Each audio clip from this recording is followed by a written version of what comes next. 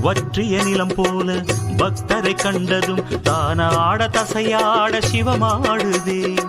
நெற்றியில் அனலாடும் கண்ணினை திறந்ததும் ஆகாய வெளியாவும் ஒளி சூழ்ந்ததே. இனி ஒரு தனிமையே எதற்கது தேவியே, தவத்திரு ஸ்ரீகாஞ்சி தவம் நின்ற தாய்மையே.